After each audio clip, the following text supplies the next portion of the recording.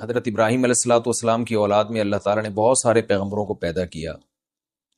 حضرت ابراہیم علیہ السلام کا زمانہ ہمارے نبی سے تقریباً 2000 سال پرانا ہے۔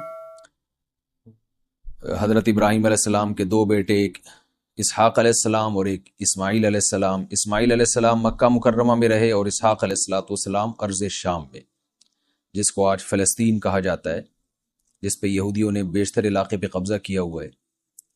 تو حضرت اسحاق علیہ السلام کی اولاد، پھر یعقوب علیہ السلام، پھر ان کی اولاد میں یوسف علیہ السلام، پھر یوسف علیہ السلام مصر چلے گئے تھے، پھر وہاں ظلم ہوا، موسیٰ علیہ السلام پھر مصر میں، پھر فرعون کو اللہ نے غرق کیا، پھر موسیٰ علیہ الصلوۃ والسلام کے بعد دوبارہ جہاد ہوا اور پھر دوبارہ فلسطین پہ بیت المقدس پہ یہودیوں کا قبضہ ہوا۔ اور پھر داؤد علیہ السلام اور سلیمان علیہ الصلوۃ والسلام پیغمبر، جنہوں نے دنیا کے بیشتر علاقوں کو فتح کیا اور زبردست اسلامی حکومتیں قائم ہوئیں۔ تو یہ سلسلہ چلتا رہا یہاں تک کہ حضرت عمران، حضرت عیسیٰ علیہ الصلوۃ والسلام جو رسول اللہ صلی اللہ علیہ وسلم سے تقریباً 500 550 600 سال پہلے آخری بنی اسرائیل کے پیغمبر آئے، تو حضرت عیسیٰ علیہ الصلوۃ والسلام کی والدہ محترمہ تھی حضرت مریم، اور حضرت مریم کے خالو تھے حضرت زکریا علیہ السلام، اور زکریا علیہ السلام کی جو زوجہ تھی وہ ظاہر حضرت مریم علیہ السلام کی خالہ تھی۔ تو حضرت مریم کی جو والدہ تھیں وہ حضرت عمران کی زوجہ تھی۔ حضرت عمران کا قرآن میں اللہ نے ذکر کیا ہے، سورہ آل عمران میں میں اس کی ڈیٹیل بتا چکا ہوں، چونکہ سورہ مریم میں بھی حضرت زکریا علیہ السلام کا تذکرے سے سورہ مریم شروع ہو رہی ہے اور پھر آگے حضرت مریم اور عیسیٰ علیہ السلام کا، تو اس لیے میں نے مختصراً یہ نسب تھوڑا سا بیان کر دیا تاکہ آپ کے سامنے وہ پورا خاکہ دوبارہ آ جائے۔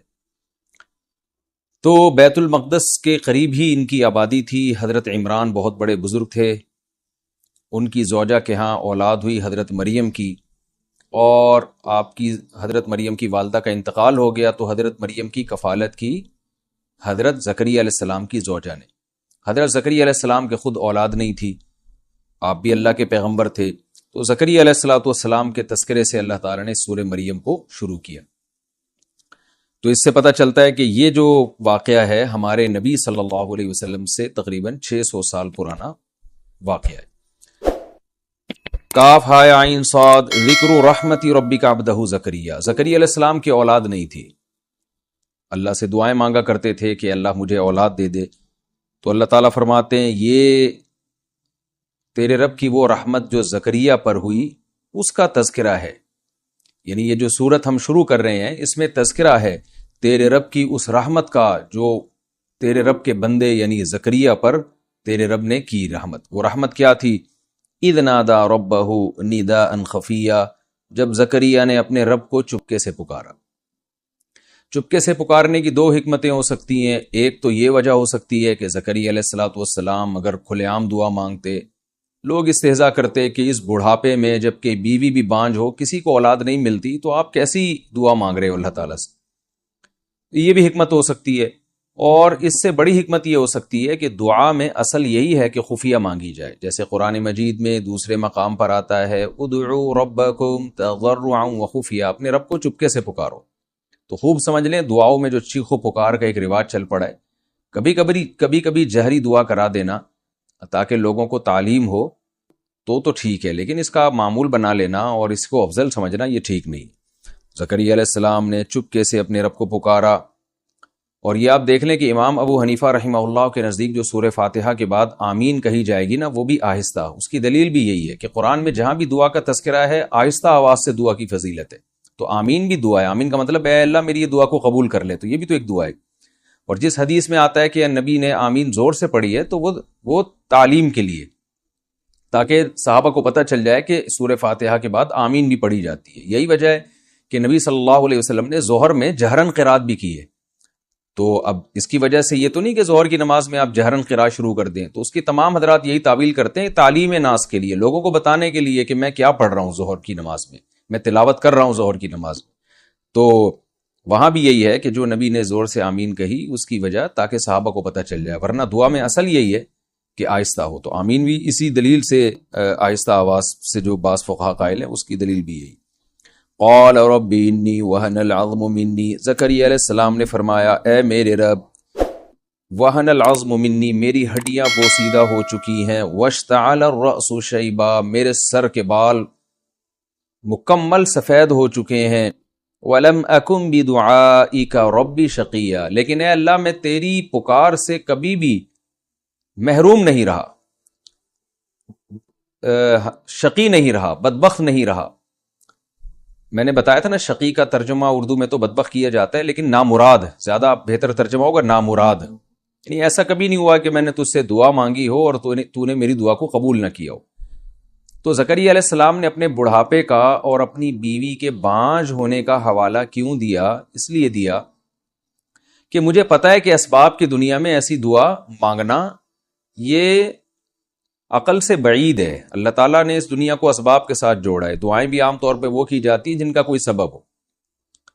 اس کی مثال ہے جیسے کوئی شخص دعا مانگے اللہ اس پتھر کو سونا کر دے، تو یہ دعا مانگنا جائز نہیں ہے، کیونکہ یہ ایک طرح کی بے ادبی ہے۔ اللہ کی عادت ہے اللہ تعالیٰ پتھر کو سونا نہیں کرتے، لیکن زکریا علیہ الصلوۃ والسلام اس کے باوجود ایک ایسی دعا مانگ رہے ہیں جو اسباب کی دنیا میں جس کا قبول ہونا عام طور پر قبول ایسی دعا ہوتی نہیں ہے کہ بھئی بوڑھے بھی ہو گئے اور بیوی بانجھ بھی ہے اور بوڑھی بھی ہے، تو اولاد نہ ہونے کے تمام اسباب ہیں، لیکن اس کے باوجود زکریا علیہ السلام کہہ رہے گویا عذر پیش کر رہے ہیں کہ اللہ مجھے پتا ہے کہ اسباب کی دنیا میں یہ ممکن نہیں ہے، لیکن اس کے باوجود میں تجھ سے مانگ رہا ہوں، اس لیے مانگ رہا ہوں کہ آج سے پہلے ایسا ہوا نہیں ہے، تو میرا اور تیرا معاملہ عام لوگوں سے ہٹ کر ہے۔ وَلَمْ أَكُنْ بِدُعَائِكَ رَبِّ شَقِيًّا، اللہ میں تیری دعا سے کبھی نامراد نہیں ہوا، تو اس لیے میرے ساتھ جو تیرے معاملات ہیں اس کا تجھے واسطہ دے کے کہہ رہا ہوں۔ وَإِنِّي خِفْتُ الْمَوَالِيَ، اب اشکال کا جواب بھی دے رہے ہیں کہ بھائی سوال یہ پیدا ہوتا ہے کہ ٹھیک ہے اللہ کے آپ کے ساتھ معاملات بڑے عجیب ہیں اور آپ کی دعائیں بھی قبول ہوتی رہی ہیں، آپ کا گھرانہ بھی بڑا ایک مبارک گھرانہ ہے، لیکن ایسی کیا ضرورت آپ کو پیش آ گئی کہ وہ عمر جس میں کبھی بھی کسی کے اولاد نہیں ہوتی، تو ایسی عمر میں آپ کوئی اور چیز اللہ تعالیٰ سے مانگ لیں، اولاد ہی مانگنے کی آپ کو کیا ضرورت ہے؟ یہ اشکال تو بہرحال ہوتا ہے نا۔ اس کا جواب زکریا علیہ السلام اگلی آیت میں دے رہے ہیں، وَإِنِّي خِفْتُ الْمَوَالِيَ مِنْ وَرَائِي، اے اللہ میں اپنے بعد اپنے رشتہ داروں سے ڈرتا ہوں۔ کیا مطلب اس کا؟ دیکھیں پیغمبر کبھی کسی دنیاوی چیز کی لالچ اللہ تعالیٰ سے نہیں کرتے، اگر دنیا کی کر بھی رہے ہوتے ہیں تو اس سے مراد آخرت ہی ہوتا ہے۔ جیسے سلیمان علیہ السلام نے اللہ سے بادشاہت مانگی، مقصد تھا تیرے دین کو دنیا میں نافذ کروں گا میں، تو یہاں بھی زکریا علیہ السلام کو ڈر یہ تھا کہ میرے جو رشتہ دار ہیں میرے دنیا سے جانے کے بعد خوف اس بات کا ہے کہ دنیا میں غلبہ چونکہ کفر کا ہے تو ایسا نہ ہو کہ یہ بے دینی کی طرف مائل ہو جائیں، اور ہمارے خاندان میں جو ایک رحمتیں اور برکتیں اللہ تعالیٰ کی جو دین پہ مضبوطی سے قائم ہیں ہمارے خاندان کے لوگ، تو ایسا نہ ہو کہ یہ دین سے دور ہو جائیں، تو میری اولاد ہوگی اور نیک صالح اولاد ہوگی، اللہ سے پہلے سے نیک صالح اولاد مانگوں گا تو کم از کم میرے خاندان میں دین کا سلسلہ جاری رہے گا۔ تو یہ جذبہ ہے کہ میری تو اولاد ہے نہیں، اور جو دوسرے شاگرد ہیں یا دوسرے میرے خاندان کے لوگ ہیں ان کے بارے میں مجھے ان کے حالات کو دیکھ کر پورا اطمینان نہیں ہے کہ یہ دین پہ قائم رہیں گے یا نہیں، ہو سکتا ہے یہ دین سے دور ہونا شروع ہو جائیں۔ لہذا انی خفت الموالی من ورائی، اللہ میں اپنے بعد اپنے رشتہ داروں سے ڈرتا ہوں۔ وکانت امراتی عاقرا، اور میری بیوی بانجھ ہے جس سے مجھے لگ رہا ہے کہ میرے مزید کوئی رشتے بھی پیدا نہیں ہوں گے اب کہ جن سے میں توقعات لگاؤں۔ فہب لی من لدنک ولیہ، پس تو مجھے ہبہ کر دے، ہدیے میں دے دے، گفٹ میں دے دے اپنی طرف سے، ولیہ کوئی والے وارث۔ ولیہ کے بہت سارے معنی ہیں، ولی اصل میں دوست کو کہتے ہیں، جو بھی آپ کے قریب ہوتا ہے اس کو کہتے ہیں، تو یعنی مجھے کوئی میرا ہم مشرب دے دے۔ دوست آپ کے نظریے پر ہوتا ہے نا، آپ کی سوچ دوست کی سوچ ایک ہی ہوتی ہے، تو ولیہ کا یہاں مطلب کیا ہو گیا کہ جو جیسا دیندار میں ہوں اور جس مذہب پہ میں چل رہا ہوں، جس مشرب جو میرا مشرب ہے، تو اللہ مجھے اسی جنس کا مجھے اولاد چاہیے، اسی طرح کی مجھے اولاد چاہیے۔ اور وہ اولاد کیا کرے گی؟ یریثنی، جو میری والے وارث ہوگی علم دین میں۔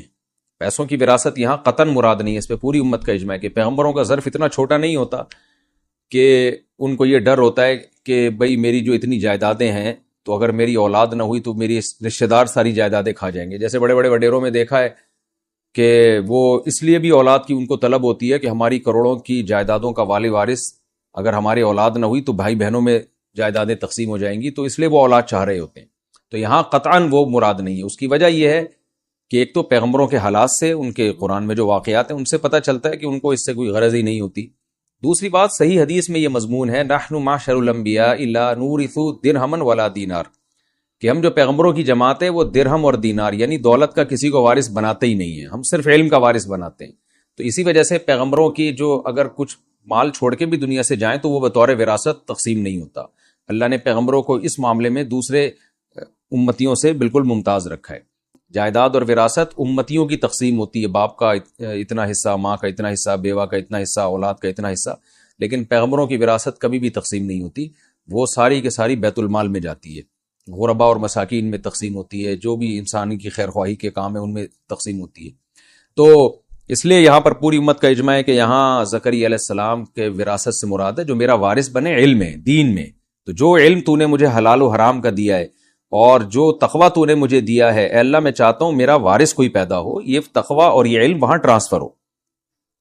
یرثنی ویرث من آل یعقوب، اور آل یعقوب کا بھی وارث ہو. تو نے ابراہیم علیہ السلام سے وعدے کیے تھے کہ ان کی اولاد میں تو دین کو جاری کرے گا. یعقوب علیہ السلام کی اولاد میں دین جاری ہوا، اسحاق علیہ السلام کے بیٹے یعقوب، ان کی اولاد میں دین جاری ہوتے ہوتے ہوتے ہوتے یہ سلسلہ مجھ تک پہنچا ہے. اب میرے اولاد نہیں ہے تو میرا تو سلسلہ رک گیا یہاں پہ.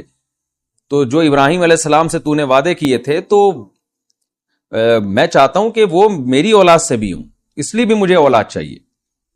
وَجْعَلْهُ رَبِّي رَضِيًّا، اور اے اللہ اے میرے رب تو اس کو بنا دے رضیہ، یعنی مرضیہ کا مطلب پسندیدہ بنا دے اپنی نظر میں. کیونکہ میرا مقصد اولاد سے صرف دل بہلانا نہیں ہے، میرا مقصد اولاد سے کاروبار کو سنبھالنا نہیں ہے. تو میرا مقصد اولاد سے یہ کہ علم کا وارث بنے. تو وہ جب ہی بنے گا جب وہ تیری مرضی کے مطابق ہوگا، یعنی دین پہ چلنے والا ہوگا، نیک اور صالح ہوگا. تو اولاد بھی چاہیے اور نیک اور صالح اولاد بھی چاہیے. یا زکریا انا نبشرک بغلام، زکریا علیہ السلام کی دعا اللہ نے قبول کی. قرآن میں ہے نا سورہ آل عمران میں کہ محراب میں زکریا علیہ السلام کو ندا کی گئی فرشتوں کی طرف سے. کیا دعا کی قبول کی گئی؟ انا نبشرک بغلام، اے زکریا ہم تجھے خوشخبری دیتے ہیں بغلام، ایک لڑکے کی، اسمہ یحییٰ، جس کا نام یحییٰ ہوگا.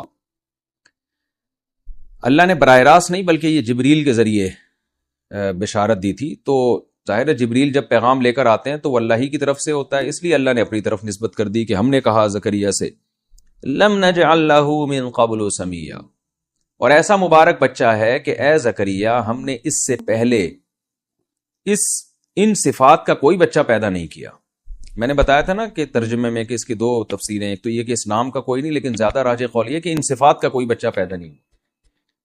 تو یہاں ایک اشکال ہوتا ہے کہ بھئی سارے پیغمبر اچھی صفات پہ دنیا میں آئے، ابراہیم علیہ السلام بھی، عیسیٰ علیہ السلام بھی، عیسیٰ علیہ السلام تو بعد میں آئے تھے، داؤد علیہ السلام. تو یہ کیا بات ہے، ان میں کون سی ایسی خاص بات تھی؟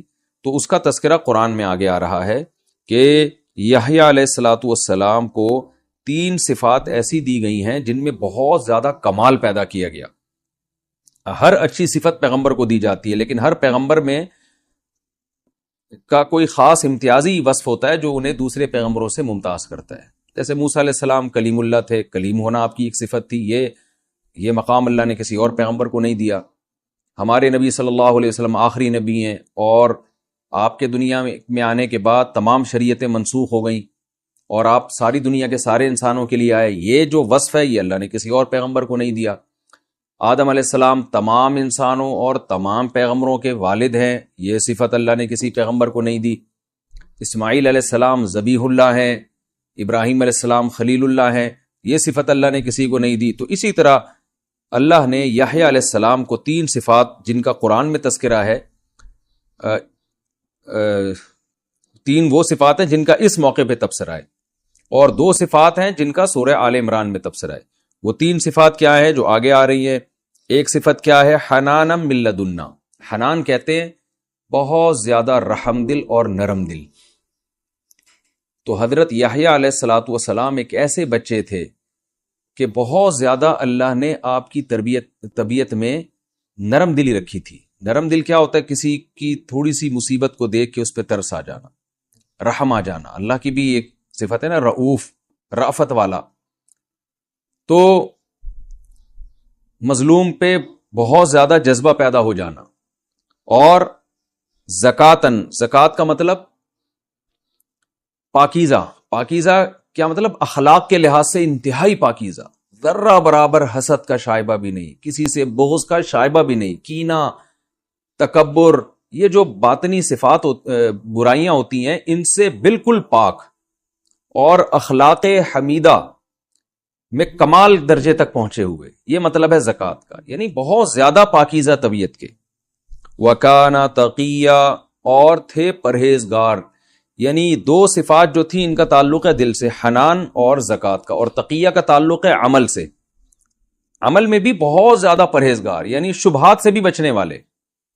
ایک ہوتا ہے نا یعنی تقوی کے اعلیٰ مقام پہ ذرا سا پتہ چل جائے کہ اس عمل میں اللہ کی ناراضی تو دور کی بات، اللہ کی ناراضی کا شائبہ بھی ہے، اس عمل سے بھی دور رہنے والے، یہ عملی آپ کے اندر یہ ایک صفت تھی۔ اور سورہ آل عمران میں کیا ہے؟ سیدن و حصوراً، کہ سید بھی تھے، حصور بھی، کیا مطلب؟ سردار۔ اللہ نے آپ کو ایسی صفات سے نوازا تھا کہ سرداری آپ کے لائق تھی، لوگ آپ کو سردار بناتے۔ اور حصور کا مطلب، اب حصور کے دو مفہوم بیان کیے گئے ہیں، ایک مفہوم تو یہ کہ عورت سے اجتناب کرنے والے، حصور، حصر کہتے ہیں اپنے آپ کو روک لینا، یعنی حیا کا اتنا زیادہ غلبہ تھا آپ میں کہ عورت کی طرف جو ایک طبیعی طور پہ طبیعت مائل ہوتی ہے اس میں حیا بہت زیادہ رکاوٹ تھی، یہ نہیں کہ آپ کو کوئی جسمانی لحاظ سے کمزوری تھی، پیغمبر اس قسم کے تمام عیبوں سے پاک ہوتے ہیں۔ تو مردانہ وجاہت یا مردانہ لحاظ سے جو انسان میں قوت اور طاقت ہوتی ہے وہ تو علی وجہ الکمال تھی، لیکن حیا کا غلبہ اور خدا کے خوف کا غلبہ اور جو ہے حیا کا غلبہ اتنا زیادہ تھا کہ عورت کی طرف میلان نہیں تھا۔ اب اس کے بھی دو مفہوم بیان کیے گئے کہ عورت کی طرف میلان نہ ہونے کا کیا مطلب ہے۔ بعض لوگ تو اس طرف گئے ہیں کہ نکاح کی رغبت بھی نہیں تھی، لیکن راجح قول یہ ہے کہ ایسا نہیں ہے، نکاح کی رغبت کا ہونا یہ تو پیغمبروں میں ایک صفت ہوتی ہے، نکاح کی، یہ مطلب ہے نامحرم عورت کی طرف۔ تو عام لوگوں کی طبیعت کیا ہوتی ہے کہ کوئی نامحرم عورت جب جا رہی ہو، خوبصورت عورت ہو، دیکھنے کا دل کرتا ہے، لیکن وہ خدا کے خوف سے نظر جھکا لیتے ہیں۔